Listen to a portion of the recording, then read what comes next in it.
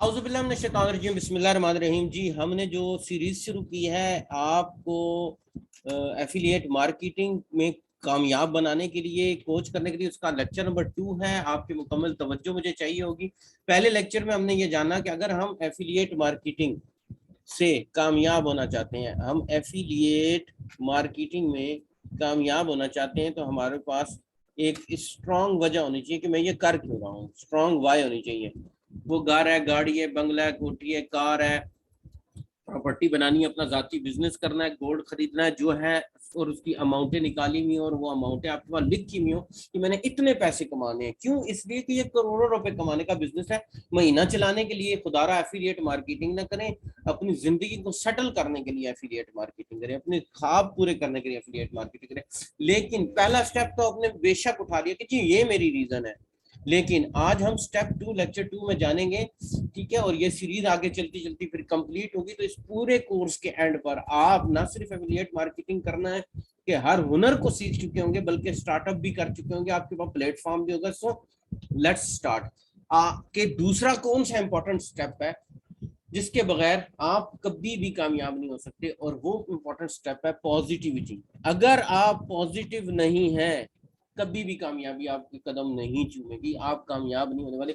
मुस्बत सोच के मालिक नहीं है, आप मुस्बत बने, मुस्बत बने। मुस्बत सोच के मालिक नहीं है। अगर आपकी मुस्बत सोच नहीं है तो आप जो है वो बिल्कुल भी कामयाब नहीं हो सकते। सो मुस्बत सोच के मालिक बने। और एक बात याद रखें, हम जो है पाकिस्तान के अंदर जो क्राइटेरिया चल रहा है वो 95% जो है ना नेगेटिव पीपल है, मनफी सोचने वाले लोग हैं, मनफी सोच के मालिक हैं। और अगर आपने मनफी सोच वालों की सुनी तो बेड़ा गर्क है। इसलिए मनफी सोच वालों पे आपने लगाना है कांटा, कभी नहीं उनकी माननी। अगर आपने कामयाब होना है तो मुस्बत सोच का मालिक बनना है।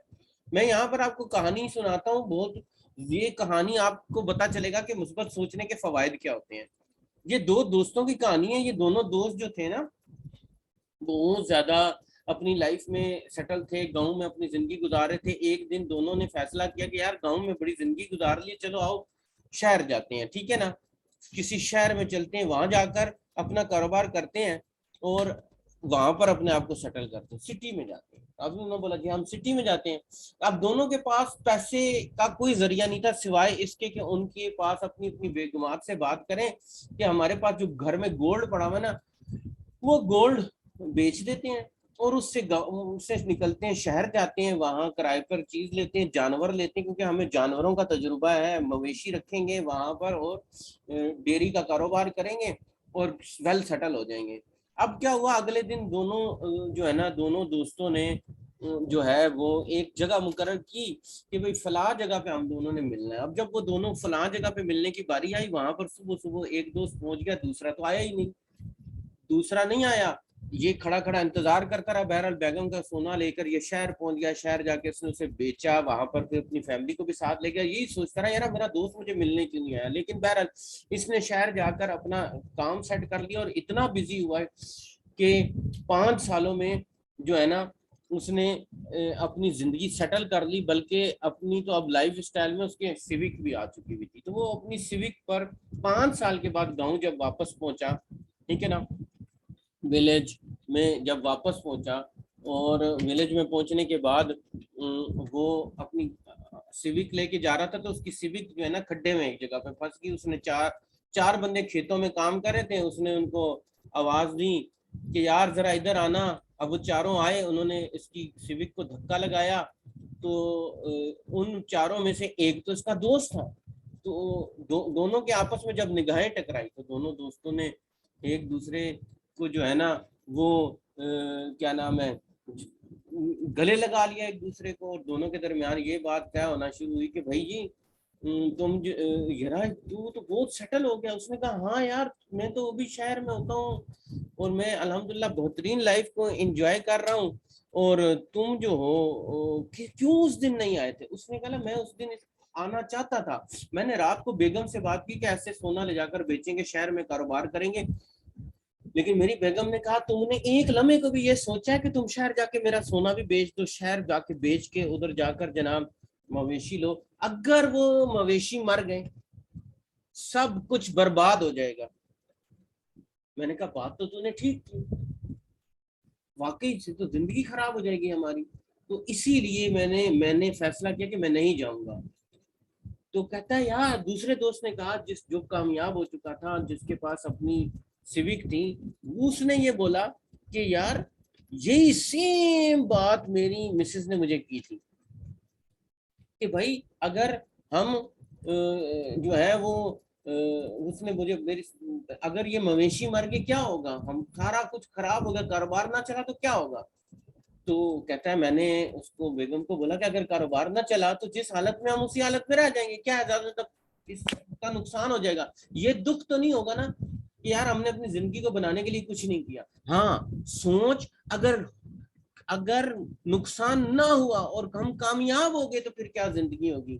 तो मेरी बेगम ने कहा ये तो मैंने सोचा ही नहीं कि अगर कामयाब हो गए तो कैसे क्या क्या जिंदगी होगी। यही मिसाल है हमारे एफिलिएट मार्केटिंग में कि जब हम ये कह देते हैं ना, कि जब हम कहते हैं नाकाम हो गए, अभी आप किसी से भी बात करो, मैं एफिलिएट मार्केटिंग कर रहा हूँ, मैं तो करोड़पति बनना है, तो वो आगे से चपेड़ मारेगा आपको, आपका साथ वाला, आपके घर में से लोग चपेड़ मारेंगे, वो पागल हो गया है, ऐसी बहकी बहकी बातें कर रहा है, ये मुमकिन ही नहीं है।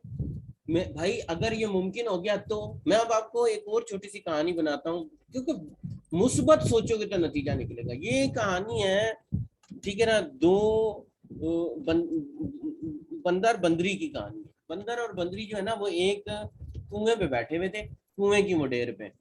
तो क्या हुआ, इतने में वहां से एक वो आया, क्या नाम है, जो है एक बुजुर्ग गुजरा। उसने बोला यार तुम दोनों में से ना जो इस वक्त कुएं में छलांग मार देगा ना, तो वो शहजादा बन जाएगा बंदर, और बंदरी जो शहजादी बन जाएगी, फिर तुम लोग इंसानों की जिंदगी जियोगे। उसने कहा अच्छा। अब भी ये बात खत्म हुई थी और बुजुर्ग ने कहा था 1 मिनट के अंदर छलांग लगानी है, तो बंदरी ने लगा दी, बंदर बैठा रह गया। बंदरी शहजादी बन के बाहर आ गई तो बंदर को बोला, ओए तूने छलांग नहीं मारी। उसने कहा नहीं मैंने तो छलांग नहीं मारी। बोला क्यों नहीं मारी। उसने बोला इसलिए नहीं मारी कि मैंने ये सोचा कि अगर मैं वो ना बना तो, अगर मैं शहजादा ना बन सका तो उसने कहा कि मैंने भी यही सोचा था कि अगर मैं शहजादी ना बनी तो मैंने ये सोचा कि अगर ना बनी तो जो हूं वही रह जाऊंगी ना, फिर क्या रह जाएगा, तो मैं क्यों ना अपना किस्मत आजमाऊं, मैं कोशिश क्यों ना करूं। भाई यही हम बात है, हम जब नेगेटिव होते हैं ना तो क्या नतीजा निकालते हैं, मैं आपको बताता हूँ। हम ये नतीजा निकालते हैं कि हम ये कहते हैं अगर ऐसा ना हुआ तो, भाई ऐसा नहीं होगा तो जहां है वहीं रहेंगे। लेकिन अगर ऐसा हो गया सब पॉसिबल, मैं आपको बताऊं करोड़पति बनने का फार्मूला है एफिलिएट मार्केटिंग, बेहतरीन जिंदगी जीने के लिए। और दूसरा, पैसा कमाने की इंटेंशन अच्छी होनी चाहिए, ठीक है ना, क्योंकि दौलतमंदी से खुशहाल होता है इंसान, और इंसान के चांसेस होते हैं बाईमान रहने के, ठीक है ना, क्योंकि गुर्बत हमेशा कंडेमेबल चीज होती है। सो पॉजिटिव होगे, पॉजिटिव सोच बना लो, किसी की नेगेटिविटी नहीं सुननी।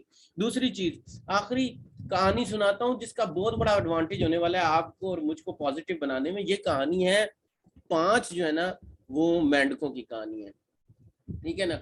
ये मेंढक 5 जो है ना वो जा रहे थे, इन्होंने एक दफा ना कुएं में छलांग लगा दी, पांचों ने लगा दी कुएं में छलांग। और तो बच्चे थे, पूरा काफिला इनका आ रहा था।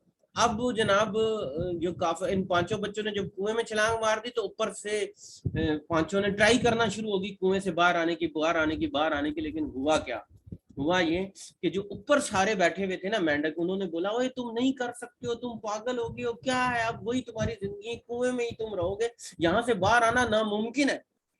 तो अब एक ने पहले कोशिश छोड़ दी, फिर दूसरे ने छोड़ दी, फिर तीसरे ने छोड़ दी, फिर चौथे ने छोड़ दी, लेकिन 5वां लगा रहा और आखिरकार बाहर निकल आया।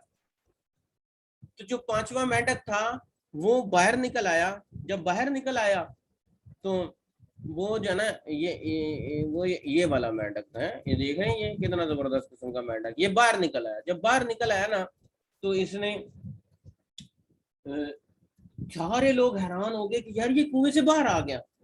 अब जनाब पूरी पंचायत लगी कि ये बाहर कैसे आया, तो उससे पूछा जा रहा था कि तुम बताओ भाई तुम बाहर कैसे आए, और वो चुप। तुम बताओ तुम बाहर कैसे आए, वो चुप, वो चुप, वो चुप। इतने में उसकी ना माँ आ गई। उसकी माँ आई, उसकी माँ ने आकर बोला कि भाई बात दरअसल ये है कि ये जो मेरा बेटा है ना, ये गूंगा है और बहरा है, ये बोल भी नहीं सकता, और सुन भी नहीं सकता। लेकिन इसकी एक आदत है कि ये मुस्बत सोचता है, पॉजिटिव सोचता है।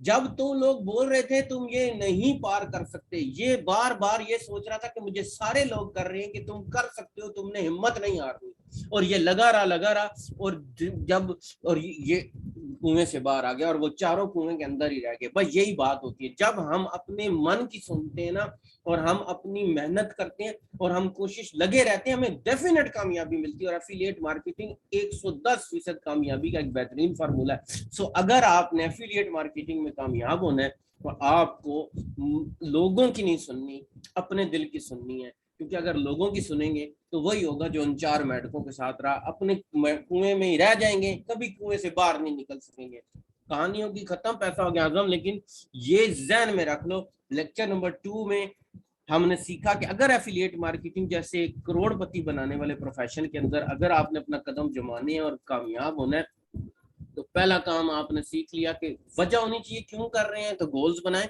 और दूसरा, पॉजिटिव नहीं होंगे तो आपके पास नाकामी आएगी, कभी कामयाबी नहीं आने वाली। सो बी वेरी वेरी पॉजिटिव और हर नेगेटिव बंदे से दूर हो जाओ। वो चाहे अब्बू है, वो अम्मी है, वो भाई है, वो बहन है, वो बीवी है, वो शोहर है, वो दोस्त है, जो बंदा आपको नेगेटिव करे उससे दूर हो जाओ। सो समझ जाओ कि इसकी बात तो माननी नहीं, क्योंकि पॉजिटिविटी से ही इसमें कामयाबी आने वाले। सो बी अ पॉजिटिव मैन, तब कामयाबी है। बी अ पॉजिटिव गर्ल, तब एक कामयाबी है। वुमेन, तब एक कामयाबी है।